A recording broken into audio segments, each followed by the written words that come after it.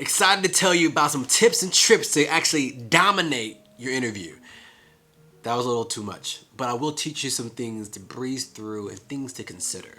But intro first, content after. See you in a bit.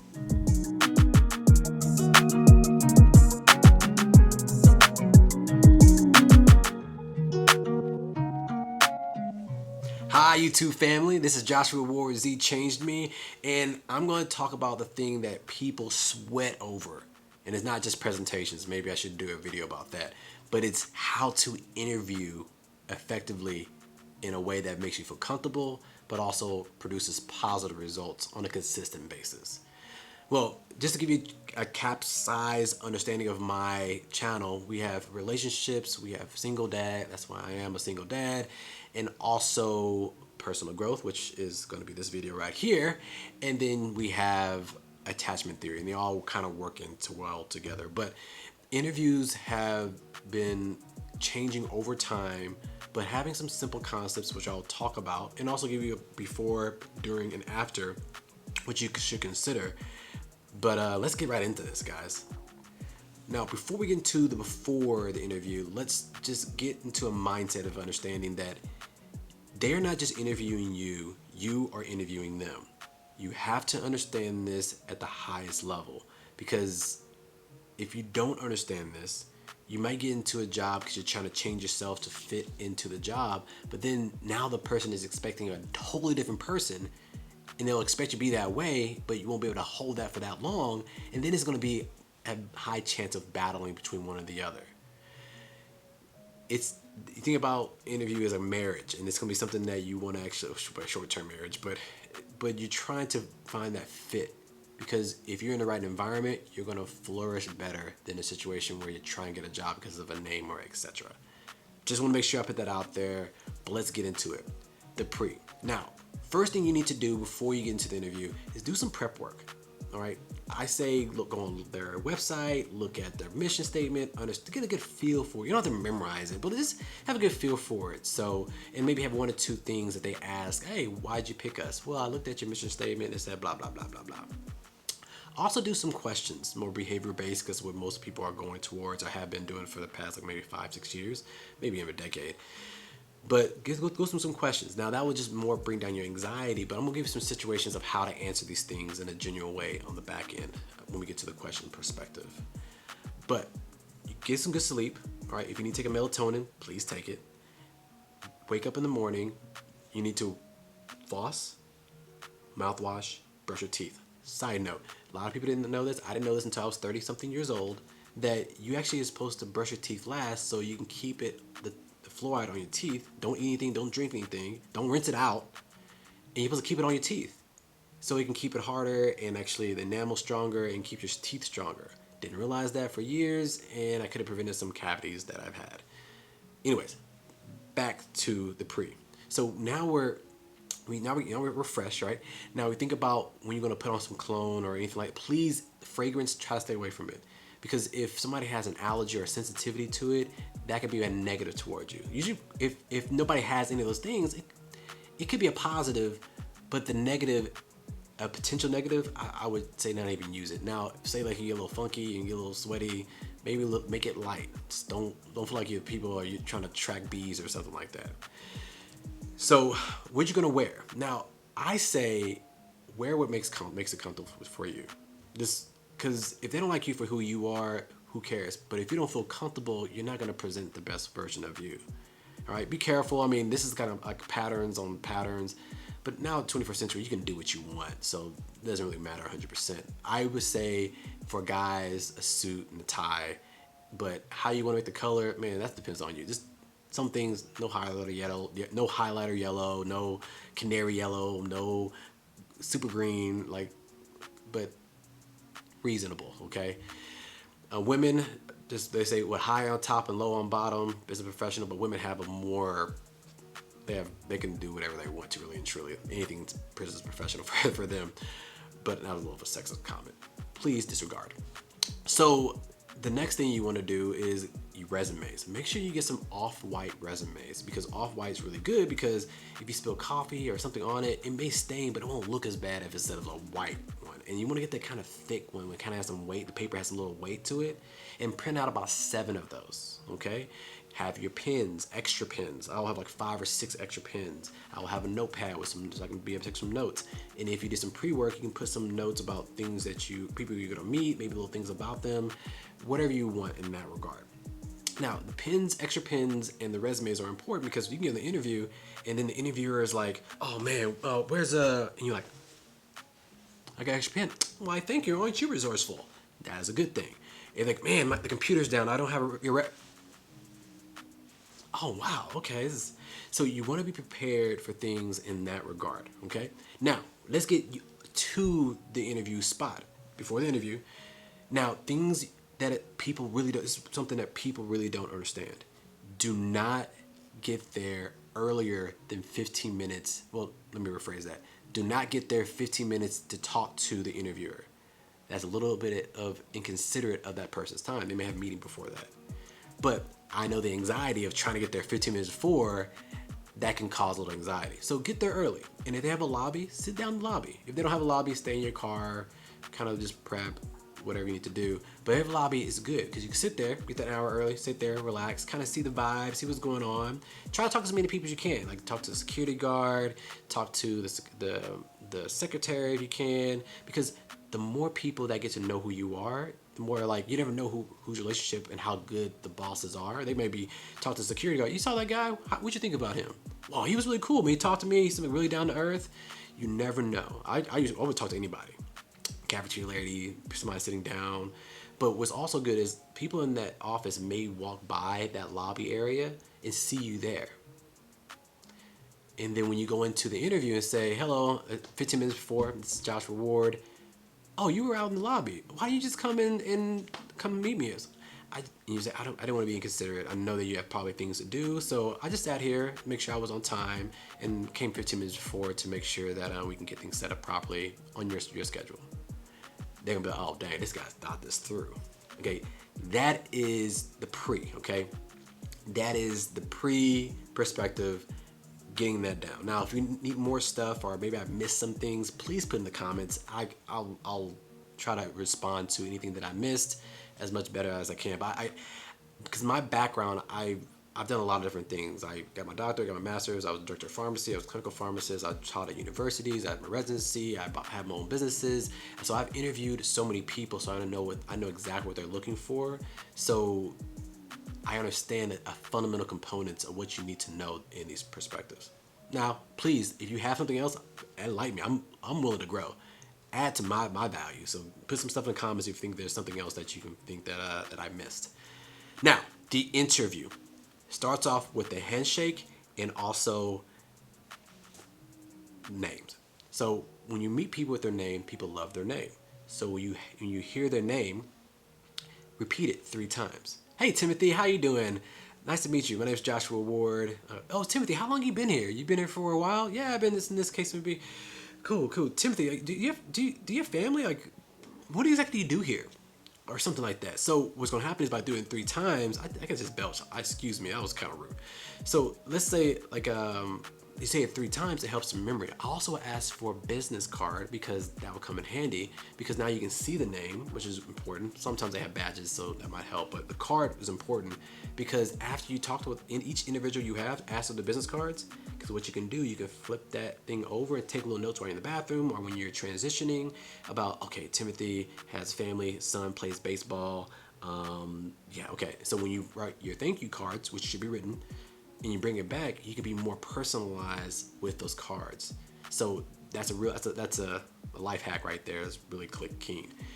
Handshake. I know everybody tells you web to web, which is like web to web, 2 pumps.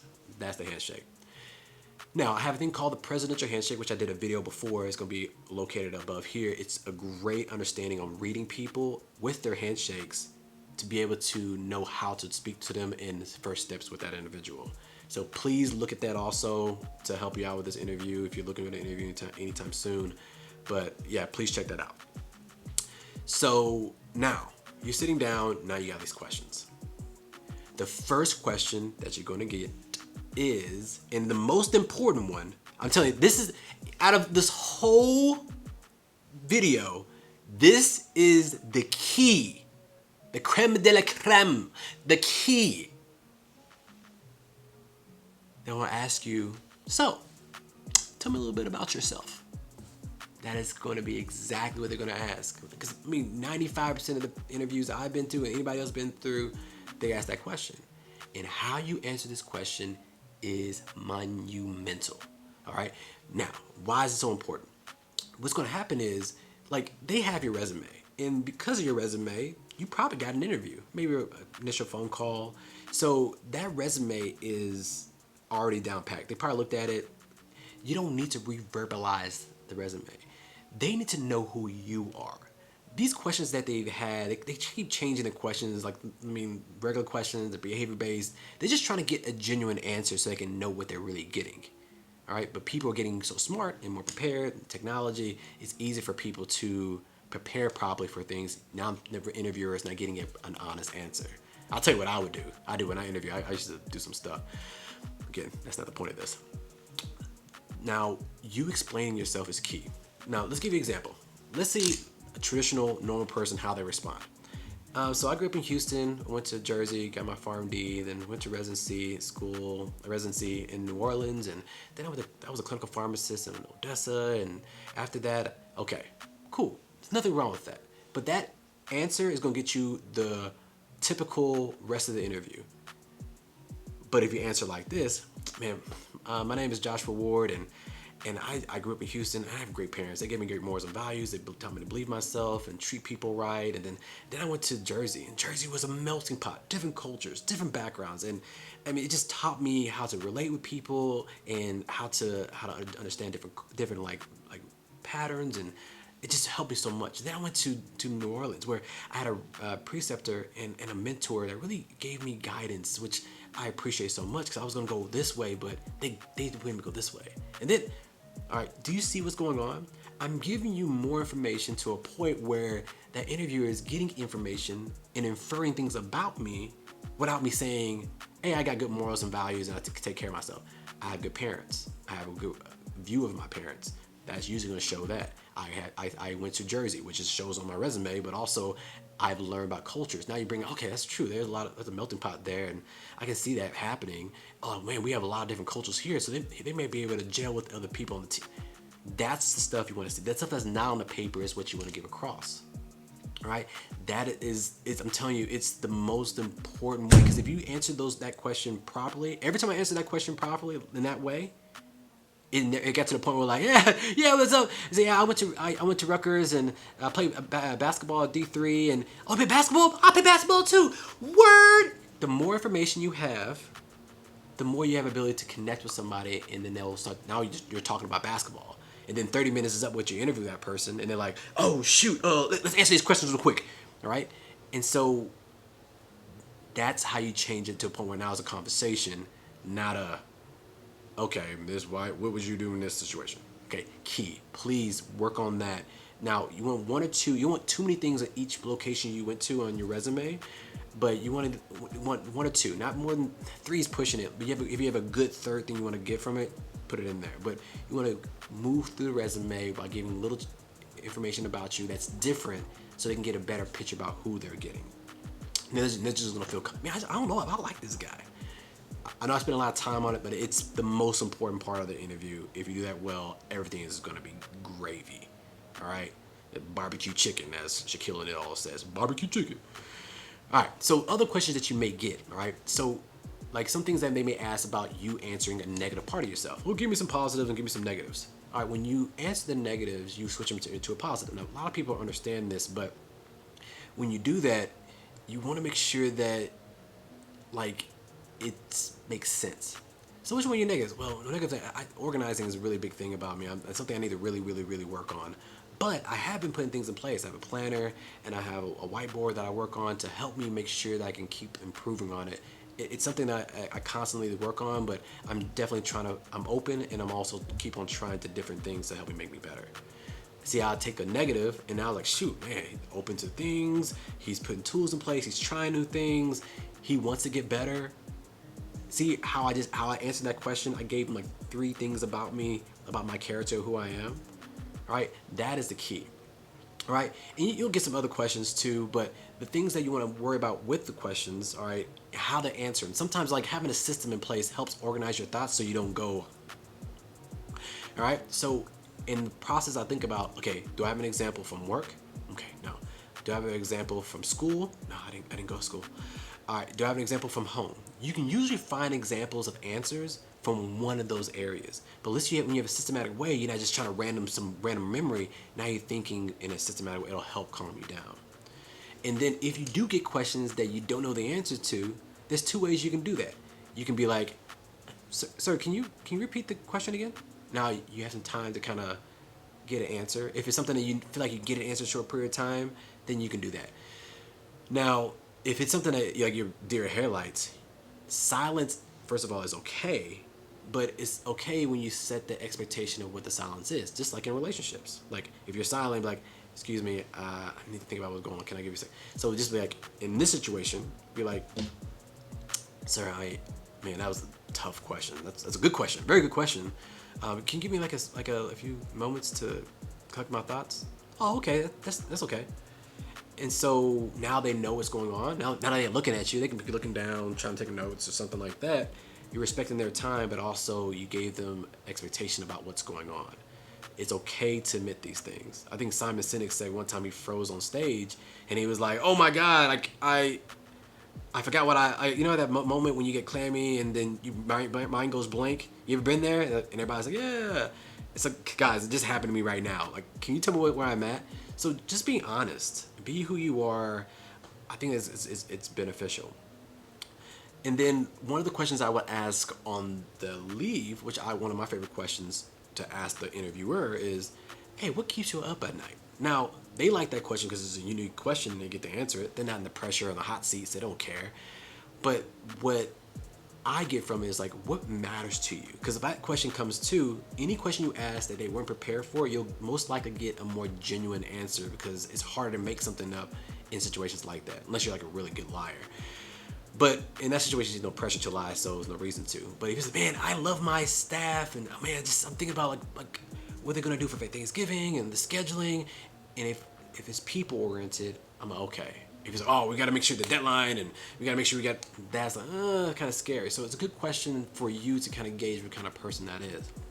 Now, once this is all done, then you say your thank yous, and you want to make sure, even if you're not being out by everybody that interviewed you, be like, "Hey, is it okay if I can just say bye to everybody and tell them thank you?" And they may say no, we're in rush, but they'll appreciate that you did that. All right.